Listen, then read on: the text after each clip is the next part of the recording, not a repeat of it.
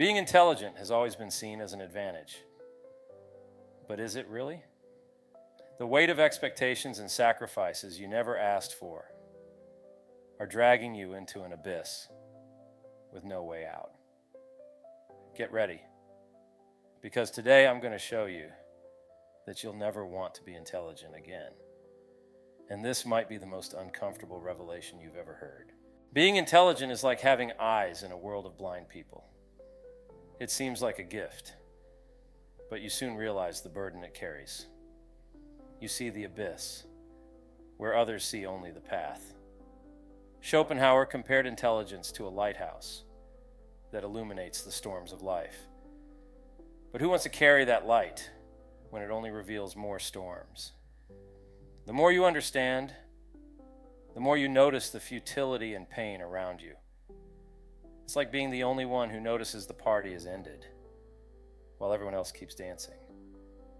And in the end, that's crushing loneliness. Ruling over others is a true art, and many thinkers have tried to decipher the secret of this power. Schopenhauer presented a peculiar idea. To stand out, it was better to act like a fool.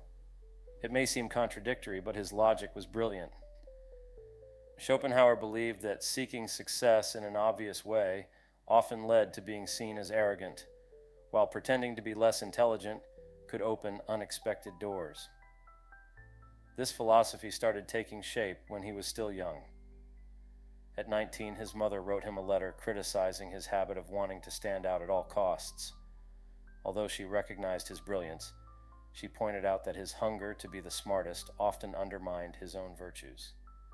These words marked Schopenhauer. He realized that while being intellectually superior placed him above others, it also isolated him, creating envy and resentment. That's when he decided to create a strategy, appear less capable than he truly was. Far from being a sign of weakness, this maneuver gave him an advantage, surprising others when he showed his true potential. What can we learn from this? The art of surprising. Showing all your strength at once isn't always the best approach. Sometimes the advantage lies in seeming weaker or indifferent, only to act with precision and impact when the moment is right. Many leaders and warriors throughout history have used this strategy to triumph. Pretending to have fewer skills makes others underestimate you, which in practice opens space for unexpected achievements. Sun Tzu, the military strategist, said, "All warfare is based on deception." When we have the opportunity to attack, it's wise to appear harmless. When we're on the move, it's advantageous to appear still. This tactic isn't limited to the battlefield. It applies to any everyday situation, whether in a meeting, a discussion, or even an informal conversation. Some people stand out because they observe more than they speak, waiting for the exact moment to make an impact. It's a game of subtlety. As Gandhi wisely advised, speak only if what you have to say is better than silence. Being a true leader means knowing when to listen and when to speak. In every group, there are those who talk endlessly and those who prefer to listen in silence. Interestingly, those who talk too much unless they're leading are not always taken seriously. Schopenhauer believed wisdom lay in knowing when to open your mouth. Pretending to be a fool doesn't mean being ignorant, but knowing the exact moment to act or stay silent.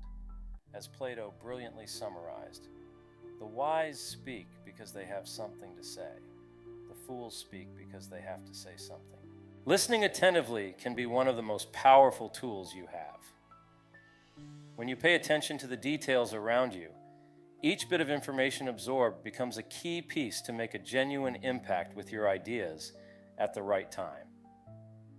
And you know, that strategy of pretending not to know something can be more cunning than it seems, because it makes others believe they've come to their own conclusions. After all, we all deal with authority figures, parents, teachers, and bosses, who sometimes require a more delicate approach. When our parents make mistakes or grow older, we can try to guide them without imposing our opinions. The advice here is to plant ideas subtly, so they feel the idea is theirs. Think of a professional athlete who, with a light touch, allows a special fan to win a match. This not only builds respect, but it also boosts the self-esteem of those around them. In the workplace, for example, dealing with bosses requires skill. Sometimes the best option is to pretend you don't know something to avoid exposing an uncomfortable situation in which they might be wrong. In the end, protecting someone else's ego can be the key to maintaining a good professional relationship. You don't need to be a philosopher to realize that this behavior is already part of our daily life. If you're already concerned with acting sensibly at work, that's a big step. Schopenhauer said that pretending to be a fool is the last resort to hide other people's flaws. Preserving someone's dignity reminds us that deep down, we're all human, and we all have feelings. Constantly correcting someone can make us the annoying one or the villain in the story. We don't always need to be the center of attention. For those already in the spotlight, it's great to attract attention. But before reaching that point, it's important to learn to be discreet in difficult moments. Drawing attention can sometimes backfire. In fact, being vulnerable and admitting our weaknesses makes us more human and relatable to others. Schopenhauer also mentioned this: acting as if we don't know everything until the moment comes to show our potential. In the meantime, listening and absorbing are our secret weapons. There's an old saying: to enjoy the benefits of being seen as a fool, you must accept appearing foolish for a while. This idea is well addressed in the Tao Te Ching. Lao Tzu teaches that the true sage avoids confrontations and never reveals everything he knows. The wise person wears simple clothes, but carries a jewel in his heart. Socrates used something similar with his famous irony. He pretended ignorance to make people open up, revealing their own contradictions. His famous "I know that I know nothing" was not just a slogan, but a way to extract wisdom from others. Arthur Schopenhauer noticed something curious about people. We're always so concerned with what others think of us, as if we spend our entire lives trapped in other people's opinions, believing that our happiness depends on them. But if we stop for a moment and reflect, we can realize that most of those opinions hold no weight in our personal growth. We focus so much on pleasing others, on being seen a certain way, that we forget that what truly matters is conquering for who we are, with humility, without needing to show off to anyone. When you decide to hide other people's mistakes and offer support for them to overcome their challenges, even if it seems like all the credit is theirs, you end up playing the role of the wise fool.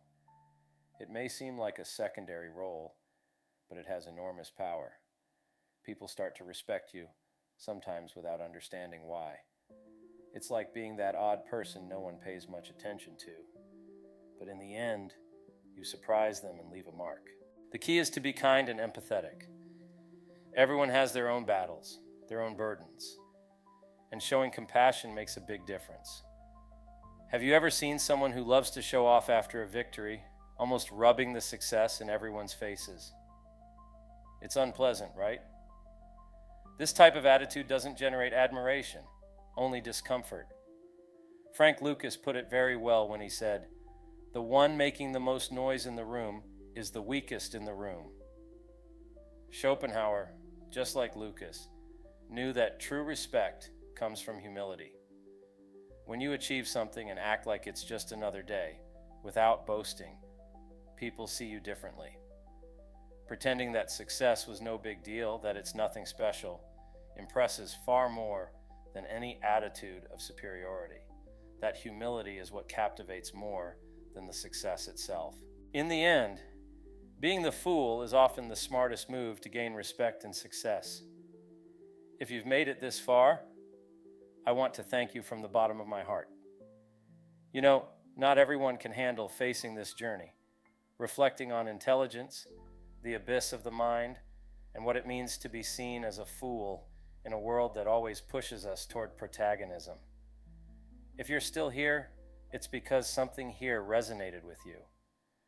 Maybe you've felt the weight of being different, of being misunderstood, or maybe you're just looking for a lighter way to live and connect with others.